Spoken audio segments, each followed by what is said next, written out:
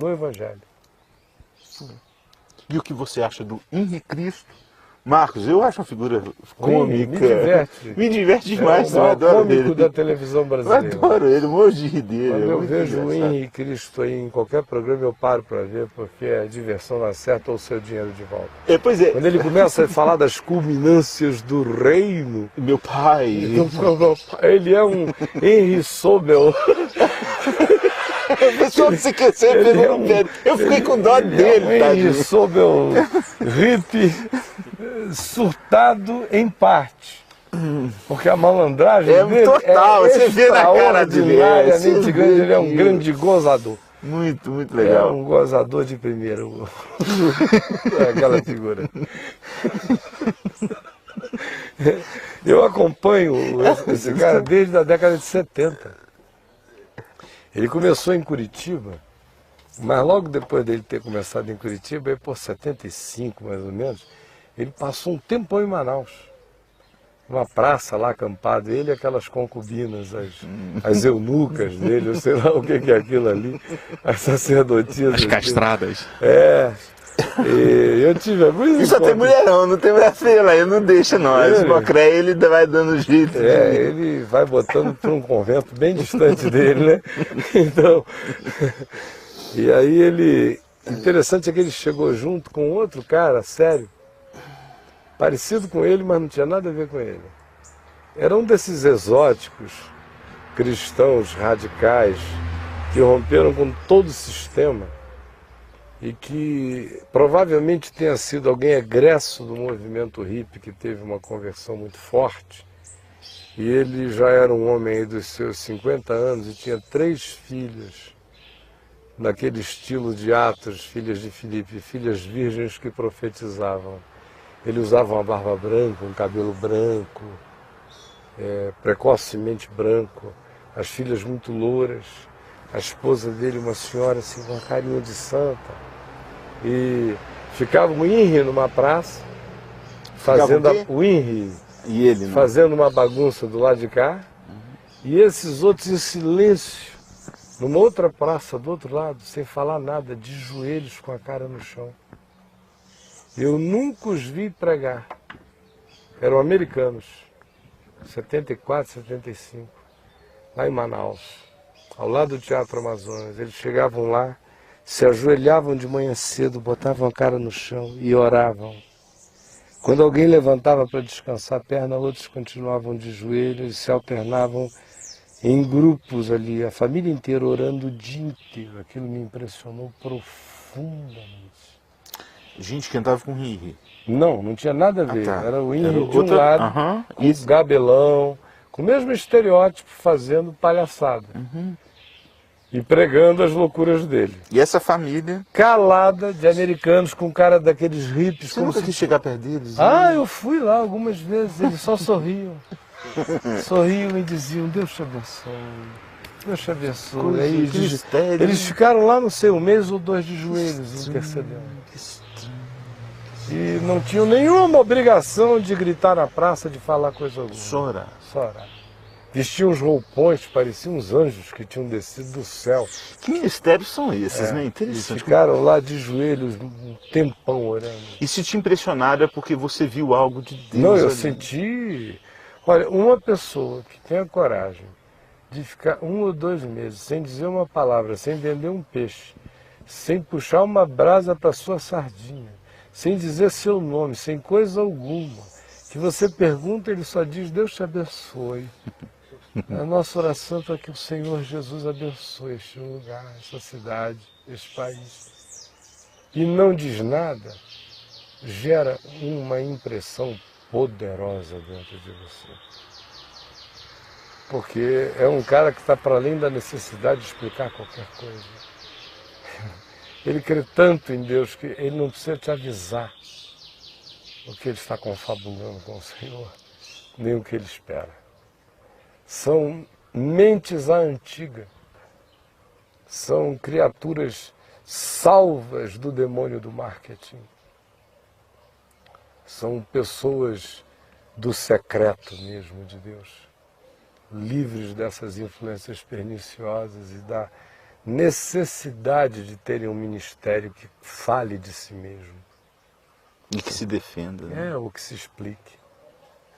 Ou que ofereça um folder e diga, ore por mim. E ajude o nosso ministério, que a vida é tão difícil. E nós temos esse chamado de orar e não dizer nada. Que coisa, hein? O poder que eles teriam para ter arregimentado um monte de silenciosos, não dizendo nada e orando com eles, era enorme. Bastava eles falarem, fazerem alguma propaganda. Porque eles eram impressionantes. E eu era recém-convertido e eu vi o impacto que eles causavam nos hippies da cidade. Manaus era uma capital de hippies naquele tempo, por causa do ayahuasca, dos cogumelos alucinógenos e da fartura de maconha que se plantava lá e se colhia em abundância. Naquele tempo eles nem prensavam, nem apertavam, nem tratavam, não ia para o mel, não tinha nada do que depois os traficantes aprenderam a fazer, né? E in natura. Era in natura. Então era riparada, adorada, aquele negócio lá. E eu vi muitos hippies impressionados com aquela família. As meninas bonitas, umas virgens lindas, né? E todas vestidas de branco, pareciam seres apocalípticos, de joelhos ali orando sem dizer nada. Deve ter perturbado muita gente, não, cara? A cidade Polícia não falava não foi lá, outra viu? coisa. Ah, é? É. Olha só. E frequentemente você chegava lá, meia-noite eles estavam lá, de joelhos. E um ia ao banheiro, outro não sei o que, era uma coisa assim, ininterrupta. Comiam ali e se alimentavam. Eu nunca vi nada igual. Seres que chegaram do nada. Gente da ordem de Melquisedeque, sem pai, sem mãe, sem história, sem propaganda, sem coisa alguma. Botaram a cara no chão e oraram mais de um mês. E foram embora, como chegaram, desapareceram. Sem genealogia.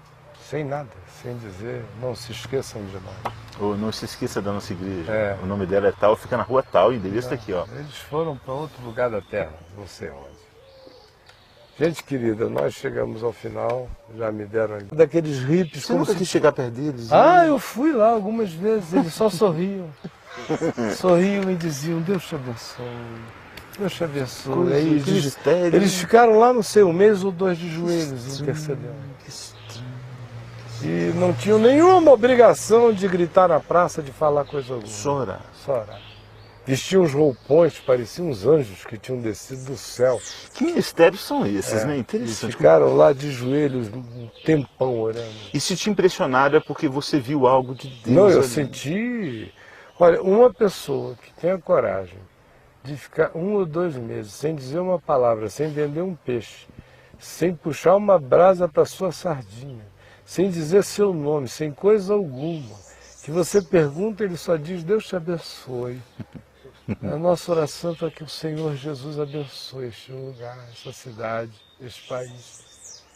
E não diz nada, gera uma impressão poderosa dentro de você.